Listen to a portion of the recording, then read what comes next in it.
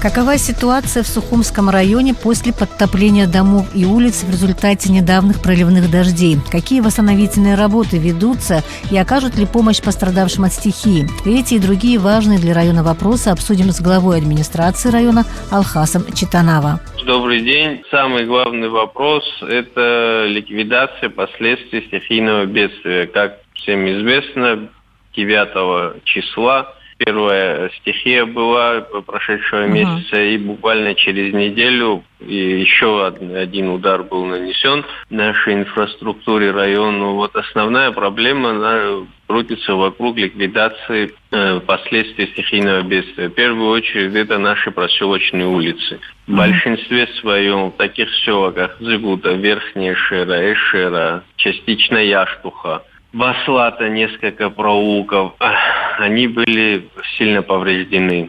Все силы, что называется, брошены на то, чтобы как-то до зимы, до начала холодов исправить ситуацию так, чтобы граждане могли более-менее свободно передвигаться. Какие работы предполагается сделать, хотя бы на таком уровне, чтобы, как вы сказали, граждане могли передвигаться, и на какой срок, из бюджета или кто-то помогает? С первого дня, как это произошло, работы ведутся. Вот, как я говорил, 2 стихии у нас с промежутком в неделю было. Некоторые улицы, которые были исправлены после 9 числа, они опять были испорчены, ими тоже занимаются. То есть идет подсыпка, идет очистка ливневых каналов, по возможности чистим русло речушек, которые в непогоду превращаются в бурный поток.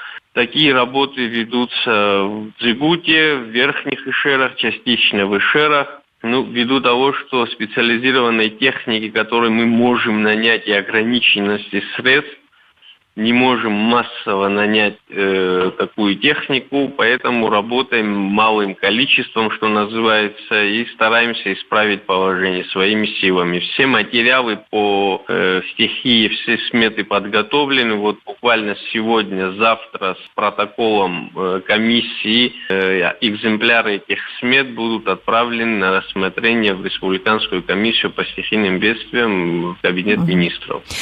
Скажите, пожалуйста, чего ждем, что республиканский бюджет нам какую-то поддержку окажет. Хотела уточнить, уже подсчитан ущерб? Вот сумма какая ущерба? Ущерб по первой стихии, ущерб подсчитан порядка 28-29 миллионов рублей.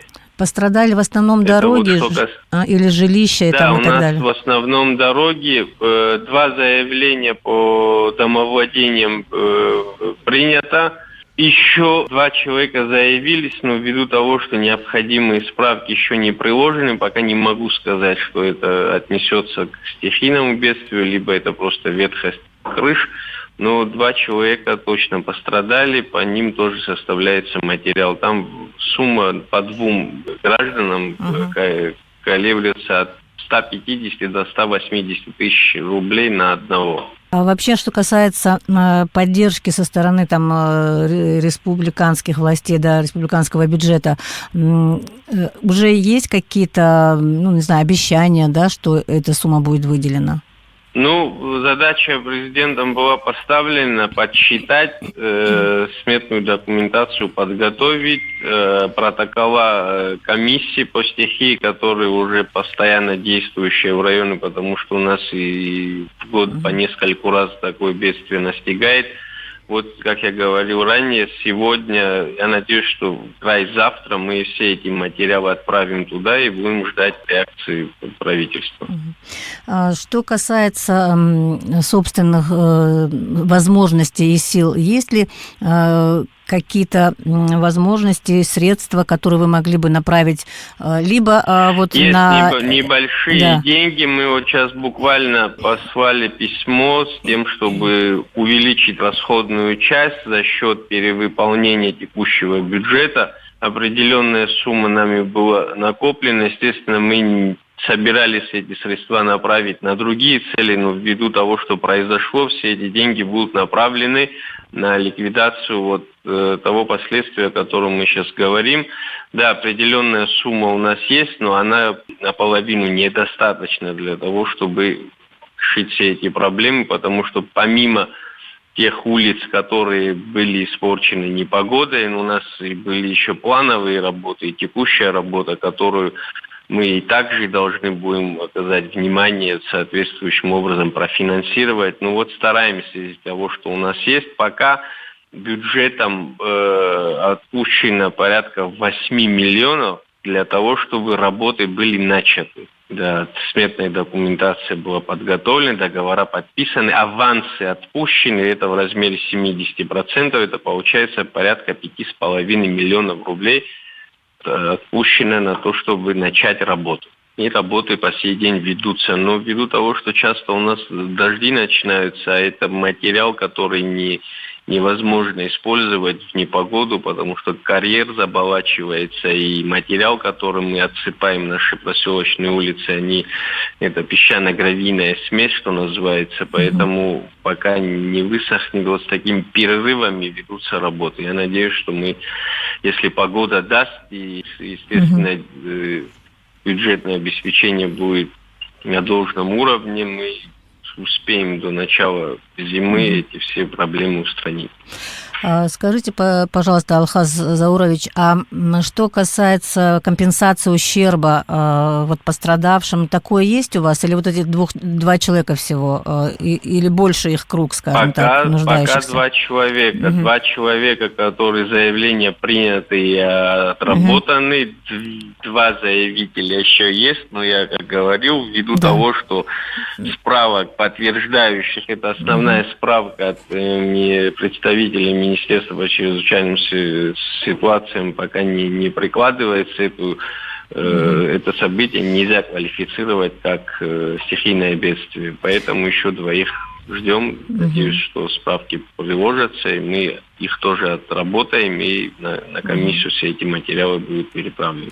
Мы затронули тему бюджета так слегка. Вы могли бы сказать вообще самое основное, что касается бюджета, главного параметра, и что вы думаете о том, куда следует, допустим, это все направить, кроме очевидного о том, чего вы уже говорили? Направлений больше, чем то, что направить можно, к сожалению.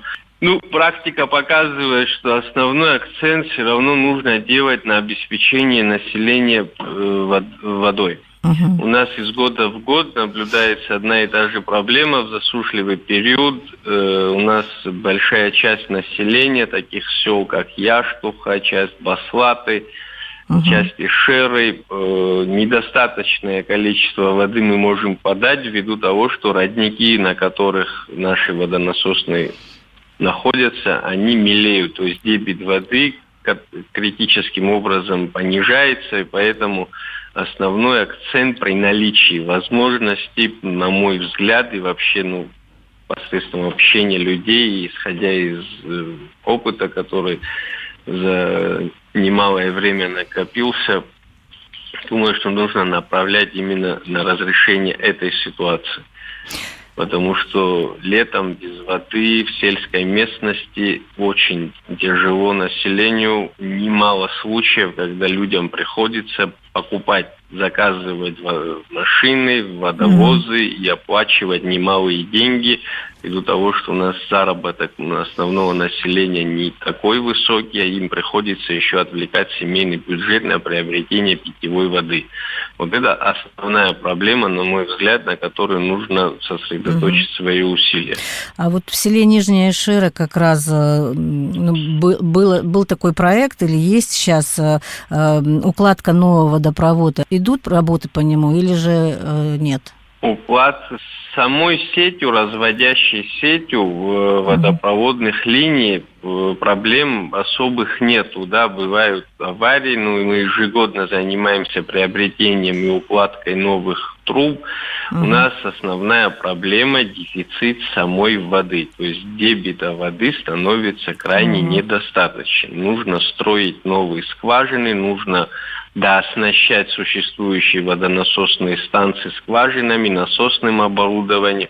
Есть реальная необходимость для того, чтобы говорить о каком-то росте, да, и привлечении инвестиций, нужно оборудовать и строить новые водонасосные станции с тем, чтобы, потому что большая часть населения района запитывается городскими водоводами, городскими водонасосными станциями, ввиду того, что там же такая же проблема наблюдается из года в год, дебит воды понижается, население снабжать водой нужно, курортный сезон, людей становится больше, потребителей становится больше, поэтому в достаточном количестве людям подать все становится очень сложно. Вот такая вот актуальнейшая проблема. Вот я думаю, что в скором времени в селе Яр, в Каманы, где у нас насосная станция, которую мы обеспечиваем часть села Баслат и почти 90% населения села Яштов, это огромное село, с республиканского бюджета планируется выделение средств на устройство 4 скважин для того, чтобы увеличить дебит воды, и мы могли полноценно подать в нужном объеме воду для того, чтобы население не испытывало таких трудностей, о которых я говорил ранее. Этот проект до конца года должен реализоваться, как заверил глава государства и премьер-министр. Сметная документация уже она готова. Я думаю, что до конца этого года работы там будут завершены. Планируется начать эти работы. Я думаю, что в течение 10-15 дней эти работы должны быть начаты. Управлением капитального строительства определен подрядчик, договор подписан. Так что надеемся, что этот проект реализуется. А насколько затратен проект? По затратности, вот смета, по которой управление подготовило, управление капитального строительства, 8,6 миллионов на обустройство 4 скважин, прокладку водопроводной трубы до насосной станции, там порядка 400 метров, со всем необходимым погружным оборудованием, насосами, шкафами управления и тому подобными вещами. 8,6 миллионов рублей. Недешевое удовольствие. Если говорить о районе, понятно, что это такой сельскохозяйственный район, и что касается сел, президент, глава государства говорил о том, что есть задача развивать села. Вот какие у вас есть планы?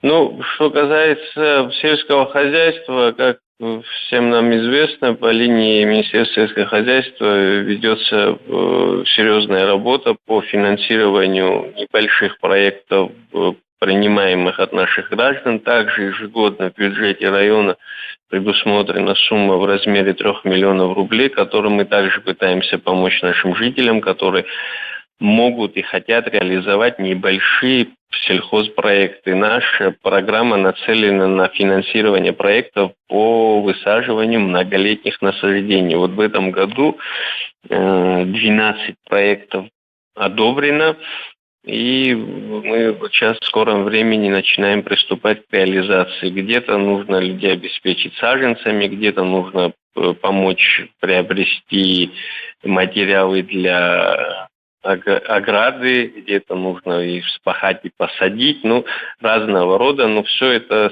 связано с многолетними насаждениями. Цитрусы, фрукты различные. Вот эти 12 проектов нами будет в этом году реализовано.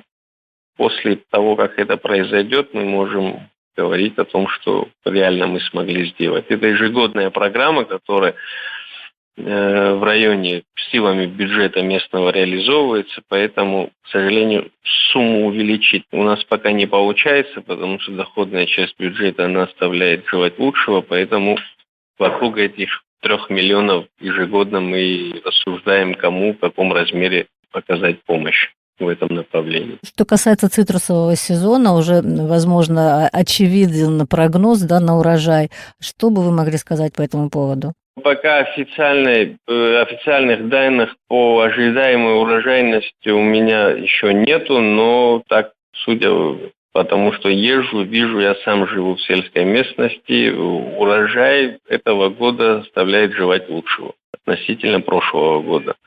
Ну, о цифрах пока сказать не могу, потому что комиссия еще, работа не проведена. Я думаю, что в скором времени эти данные тоже будут у нас в наличии, чтобы мы могли апеллировать цифрами, увидеть динамику отрицательную или положительную. Так, приблизительно говорю, что урожайность в этом году будет немного ниже, чем в прошлом году. Ну, что касается состояния плантации и так далее, вот эта работа ведется по обновлению, там, может быть, какие-то другие сорта, ну и прочее. Не могу сказать, что нет, к сожалению, хозяйства, которые у нас, цитрусоводческие хозяйства, которые вот уцелели, они вот на таком, знаете, полуживом состоянии, обновлений там не происходит. Был проект, который был реализован в 16-17 годах, было высажено там несколько тысяч саженцев, но, к сожалению, должного ухода это не получило, и мы после чего, кстати говоря, приняли решение уже оказывать помощь адресно гражданам, потому что, как мне кажется, это более эффективно. Да, вот расскажите подробнее, адреснее, какие обычно, запросы, скажем так, у крестьян, населения? Ну, то, что я и перечислял ранее, наша программа нацелена только на многолетние насаждения. Основной запрос – это цитрусы. Традиционная культура, которая возделывалась в Сухумском районе уже много десятков лет это происходит, поэтому люди поколениями этим занимаются, есть определенный опыт. Поэтому больше всего ориентирован на цитрусы. Есть запрос на фейхоа, есть различные фрукты, это персики, виноград, было 2 проекта в предыдущих годах. Основное это цитрус. Успешны эти проекты? Вообще, как вы считаете, оцениваете? Все проекты, которые были профинансированы районом, мы за ними ведем наблюдение. Ежегодно отдел по сельскому хозяйству докладывает. Ни один участок не заброшен. Скажу так, естественный выпад саженцев – это такая вот обычная история в сельском хозяйстве. Вообще сельское хозяйство – это такое рискованное направление вообще с точки зрения финансирования. Да. Могу сказать, что 60% садов, то есть 60% высаженных корней, они живые, они в скором времени начнут давать свои плоды.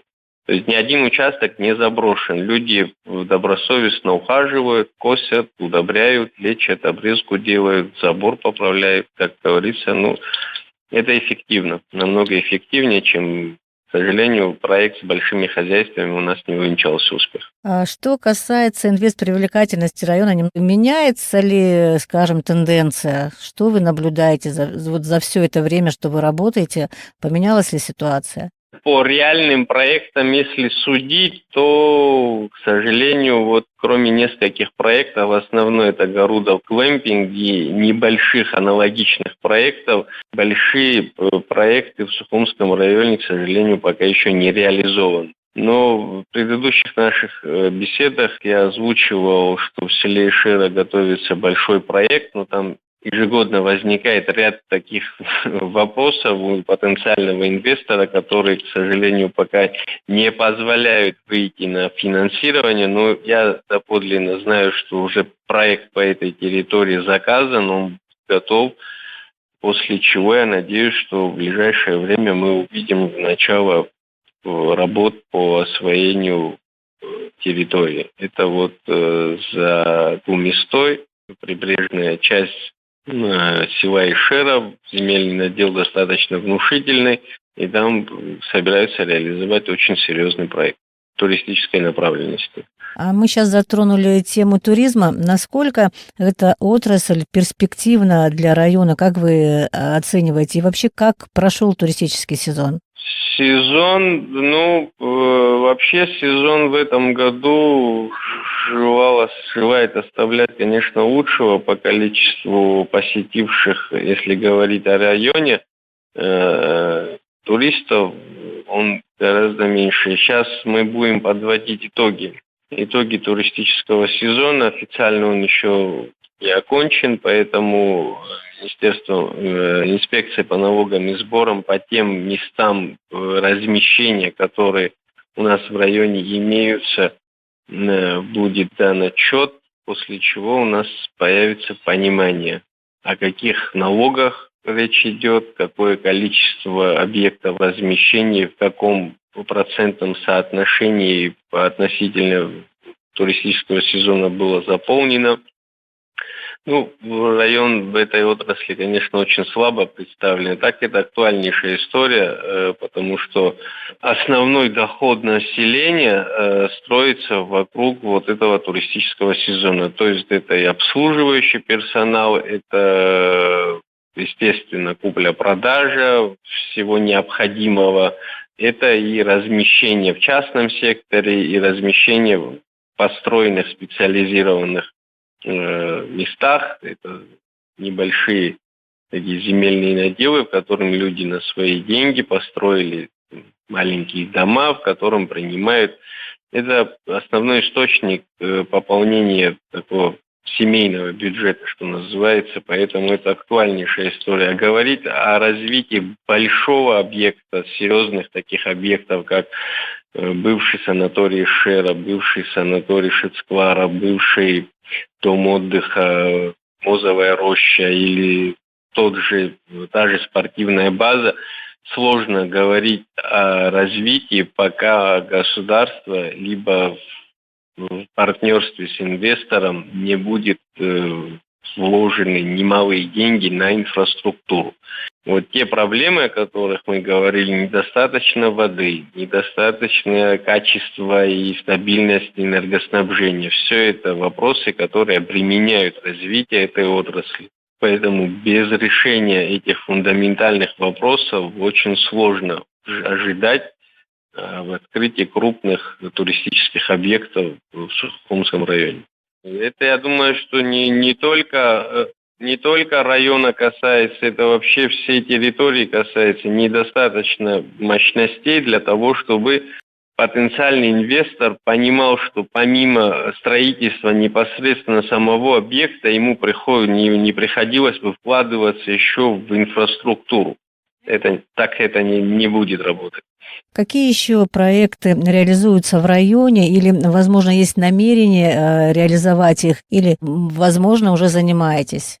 Как вам известно, в стране реализуется несколько программ, связанных с финансированием грантов, так называемых, на реализацию определенных проектов. Инициативные группы очень активно, буквально 30 число был последний день приема этих заявок. Очень много проектов, которые нашими жителями с участием глав сел, депутатов районного собрания было подано. Я надеюсь, что большая часть их будет одобрена. Да, практически по всем селам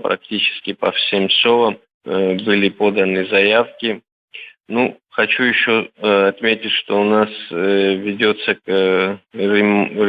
ремонтные работы в Ишевской школе. Как вам известно, эта школа была названа именем Владислава Григорьевича Ардзинба. В этом году этой школе исполнилось 100 лет. И ввиду 80-летия этого Владислава Григорьевича год посвящен, юбилейный год, так сказать, имени первого президента.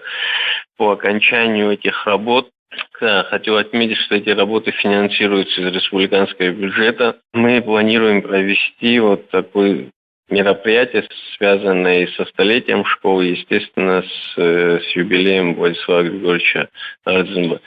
Мероприятия, которые реализуются в селе Псху, уже анонсированы, вам всем это известно, построена, как я обещал, президент, детская площадка. Активная работа идет по ремонту и модернизации ГЭСа. Буквально на основании заявок главы села бюджетом района было приобретено 2 километра водопроводных труб. Часть этих труб мы уже туда подняли. Есть и небольшие позитивные моменты, которые хотелось бы отметить. Естественно, как и вся страна, идет серьезная подготовительная работа по выборам. Выборы в органы местного самоуправления. еще одно событие, наверное, главное политическое событие этого года будет 8 ноября. Назначены указом президента выборы в местные органы самоуправления. Избирательная комиссия сформирована, работа ведется, идет активная работа самих кандидатов по выполнению ряда требований, меняемых законом о выборах в органы местного самоуправления. Поэтому ждем, готовимся к выборам. Спасибо вам большое за интервью. Удачи в вашей работе. Не за что. Всего доброго. Спасибо вам. О том, какие восстановительные работы ведутся в Сухумском районе по ликвидации последствий проливных дождей, как прошел туристический сезон. Эти и другие темы мы обсудили с главой администрации Сухумского района Алхасом Читанава.